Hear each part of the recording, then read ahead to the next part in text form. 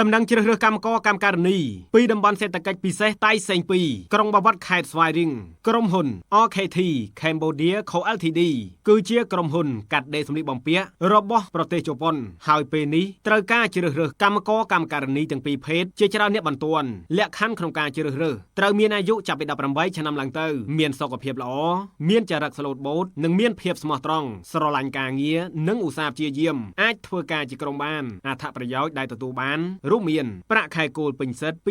$208បើធ្វើការមានស្នាដៃទទួលបានប្រាក់ឧបត្ថម្ភទូនីតិបន្ថែមតាមសមត្ថភាពប្រាក់ថ្លៃអាហារ$2000រៀលក្នុងមួយថ្ងៃប្រាក់ថ្លៃធ្វើដំណើរ$13ក្នុងមួយខែប្រាក់ធ្វើការទៀងទាត់$10ក្នុងមួយខែប្រាក់លើកទឹកចិត្តសម្រាប់អ្នកមិនដែលឈប់$20ក្នុងមួយខែនិងមានការថែម៉ោងរាល់ថ្ងៃ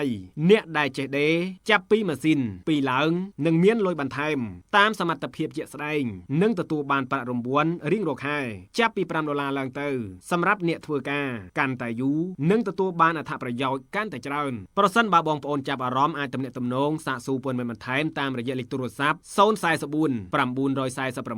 097 97 53 954មួយខ្សែចុងក្រោយ071 770 74 74សាកសួរបានក្នុងម៉ោងធ្វើការសូមคลิกសបន្តរបស់បងប្អូនដែលកំពុងស្វែងរកការងារធ្វើឱកាសការងារពីតំបន់សេដ្ឋកិច្ចពិសេសតៃសេង2ក្រុងបាវត្តខេត្តស្វាយរៀងកំពុងប្រកាសជ្រើសរើសកម្មករកម្មការិនីទាំងពីរភេទជាច្រើនអ្នកបានទទួលដំណឹងនេះផង